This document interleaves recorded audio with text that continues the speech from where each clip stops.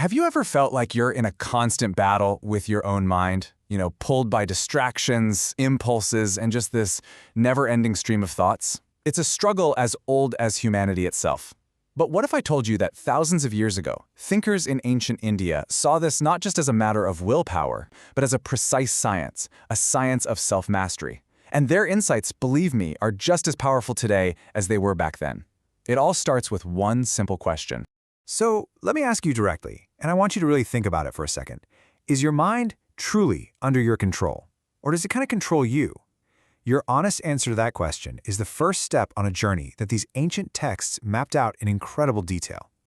All right, so before we can find a solution, we have to get really clear on the problem.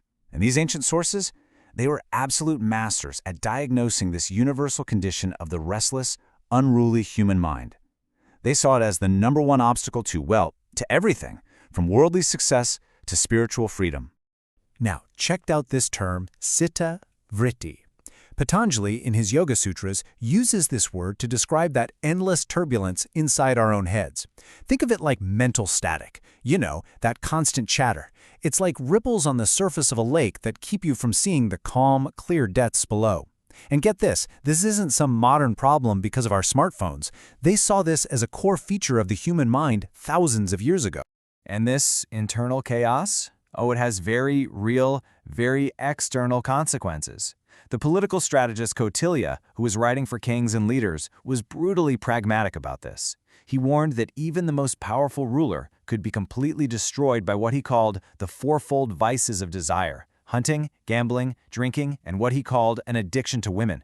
For Kautilya, these weren't just moral slips, they were huge strategic weaknesses. They were distractions that came directly from a mind that lacked self-control, from an unchecked chitta vritti. So, if the problem is this restless mind that leads to self-destructive behavior, then what's the cause? Well, this is where it gets really interesting. The ancient texts suggest it's not a flaw in our character, but a fundamental misunderstanding of who we actually are. It's basically a case of mistaken identity.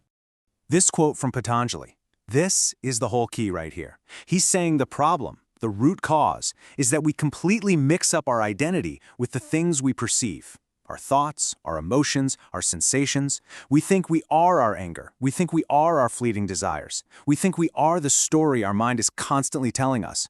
And that indiscriminate association, that's the source of all the trouble. So here's the game-changing insight they offered. It's all about a shift in perspective. You are not the storm of thoughts and feelings passing through you. You are the calm, quiet sky in which that storm is happening. You are the observer, the witness. Just internalizing this separation, even a little bit, is the first real step towards self-mastery. Okay, so once we get the problem and its root cause, the path to a solution starts to become a lot clearer. And the cool thing is, these ancient traditions didn't just offer one single rigid method. Instead, they laid out multiple, complementary paths to achieve self-mastery. So let's dive into 3 of the most powerful ones. First up, we've got the path that's probably the most famous one. This is the systematic, almost scientific approach of the yogi. This path isn't about blind faith at all. It's a step-by-step methodology for calming that citta vritti through dedicated, consistent practice. And you can just see the beautiful logic of the system on this slide. Patanjali's 8 limbs of yoga aren't just some random list, they're a progressive journey that moves from the outside in. You start by mastering your external world through ethics and personal conduct, yama and niyama. Then you master the body through posture, asana, and the breath, pranayama. And it's only then that you start to turn inward, withdrawing the senses, concentrating the mind, and finally achieving that state of profound clarity they call samadhi. But hey, what if you're not a yogi meditating in a cave? What about the person living in the world of action? Well, that brings us to the second path, the statesman's strategy. For a guy like Kautilya, self-control wasn't about enlightenment. It was about survival, power, and effective government. It was the ultimate pragmatic tool. Kautilya lays out the choice in really stark terms. On one hand, you have the disciplined ruler, the one who practices Vinaya. He builds a stable, secure kingdom because his self-control is the very foundation of good government.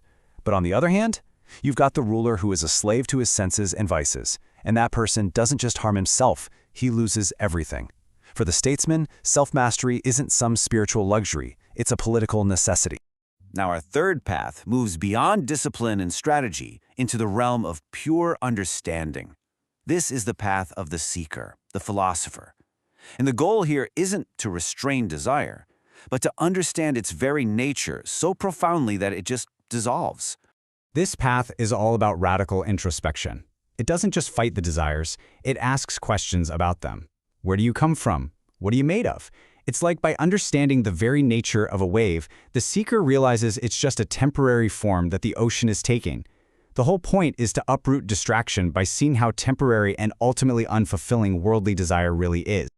And the outcome of this path? I mean, just listen to this quote from the Upanishads. It is absolutely breathtaking. When desire isn't just pushed down but fully transcended through wisdom, something incredible happens. The mortal becomes immortal, not in some faraway heaven, but right here, right now, in this life. It's a state of complete freedom from that endless, exhausting cycle of wanting and suffering. So whether it's through the yogi's discipline, the statesman's strategy, or the seeker's wisdom, all of these paths are pointing to the exact same destination. But what is that destination really? What's the final prize for winning this inner battle? Patanjali gives it a name, Kaivalya. Now, this isn't about becoming one with the universe or disappearing into nothing. It's actually something far more precise. It's the perfect, clear isolation of your true self, that observer we talked about, from all the noise and machinery of the mind. It's the ultimate state of being completely undisturbed, a state of pure consciousness and absolute, total freedom. So I really want to drive this point home.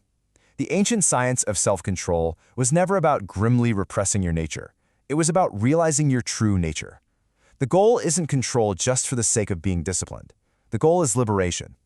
It's about finally being free from the tyranny of an uncontrolled mind that's constantly yanking you in 1,000 different directions. At the end of the day, all of these ancient texts are shouting the same powerful message. Whether you want to rule a kingdom, find spiritual truth, or just live a life of peace and purpose, all forms of external mastery begin with internal mastery. The yogi, the statesman, the seeker, they all started from within. So the only question left is, where will you begin?